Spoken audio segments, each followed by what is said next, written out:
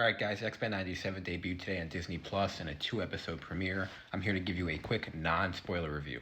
So I really liked the first 2 episodes. I thought it was really strong. I really have no complaints. I guess the first thing I'll start with, like I said, non-spoiler, is the animation style. That's kind of, I feel like, the biggest thing people were talking about heading into the show. It's definitely different. I think some people are going to complain about it.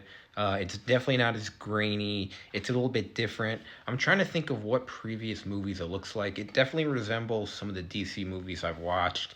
I want to say maybe Batman Year One a little bit, but overall, it doesn't really bother me. I kind of hoped it would be almost identical to the 90s cartoon, but I'm not really sure technology wise if that's even possible or anything. I'm not really an expert, so I can't really comment on that.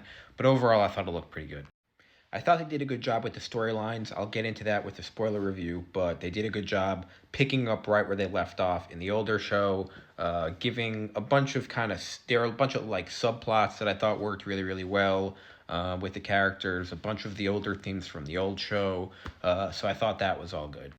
Obviously, the intro is iconic, so I'm glad they didn't change it for the most part. They kind of tweaked it, but the music for the most part is the same. I thought that's the most untouchable part of the show, so I'm glad they didn't touch the intro at all. Do I think you have to watch the original show to watch the show? Honestly, probably not, although I do think it's worth it to go back and watch. There's about 4 seasons. It's really good. I don't know if I'd put it as good as like the Batman animated show or Spider-Man animated show, but I put it like a peg below, although some people have it on that level, so I definitely think it's worth a watch. And lastly, this show has no connection to the MCU, although the characters are obviously comic accurate and accurate to the original show.